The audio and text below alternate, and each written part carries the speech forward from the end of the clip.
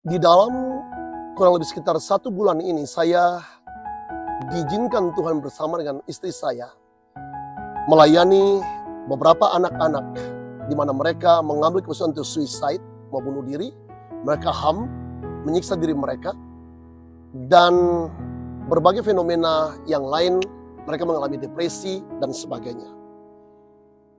Ketika berhadapan dengan anak-anak usia junior high yang kemudian mengambil keputusan untuk bunuh diri, dan anak-anak senior high yang juga mereka stres, depresi, dan mencoba untuk suicide for many times, saya kemudian mengingat bagaimana Rasul Paulus menggambarkan hubungan dalam pernikahan untuk menunjukkan hubungan yang harus dibangun antara Kristus dan mempelai gerejanya. Jika sepasang suami istri mengalami kesulitan dalam berhubungan satu sama lain, my dear brothers sisters, kadangkala hal tersebut adalah gambaran di mana pasangan suami istri tersebut sebenarnya mengalami hubungan yang juga sulit dengan Tuhan kita Yesus.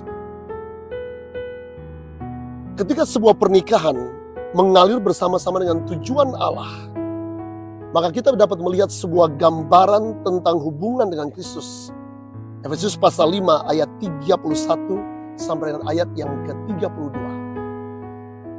Nah, anak-anak sangat dipengaruhi dalam hubungan terhadap orang tua,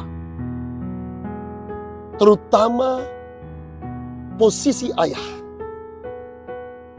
Anak-anak sepertinya selalu mencari pahlawan untuk diikuti. Amsal 17 ayat 6 memberitahukan kita, kemuliaan anak-anak adalah ayah-ayah mereka. King James Version menerjemahkannya. Konsep yang dimiliki anak-anak untuk mengenal Bapa di surga sangat benar-benar dipengaruhi oleh posisi gaya hidup, keputusan hidup dari sang ayah. Saudara, saya telah menemukan demikian banyak anak-anak yang tidak dapat mempercayai Tuhan karena mereka tidak melihat contoh dan teladan dari kehidupan bapak-bapak. Dalam minggu-minggu ini sekali lagi saya telah menolong demikian banyak anak-anak.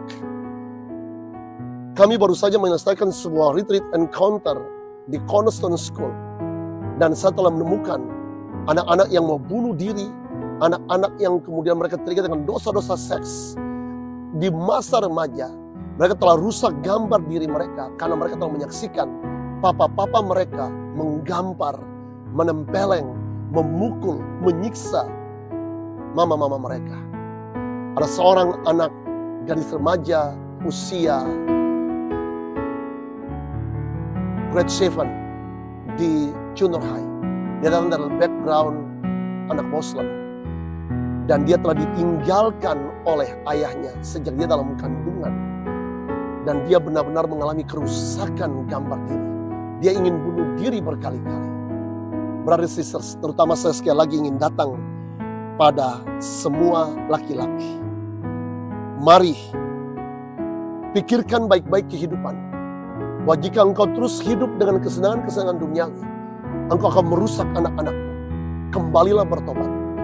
Jika hari ini engkau sementara terikat dengan narkoba, jika hari ini engkau sementara memiliki hubungan affair dengan perempuan lain, back to your home, back to your wife, kembali ke rumahmu, kembali ke istrimu, dan back to your children, kembalilah kepada anak-anakmu. Selalu saja ada kasih karunia, dan mereka akan pergi meninggalkan Tuhan, karena mereka tidak lihat Anda sebagai laki-laki di dalam Tuhan, yang harusnya menjadi perwakilan Bapa di surga.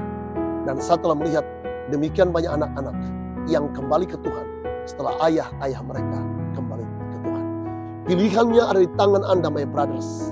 Karena itu, putuskanlah untuk kembali ke Tuhan, untuk melihat anak-anakmu berjalan dalam jalan-jalan taat Tuhan. Tuhan Yesus memberkati.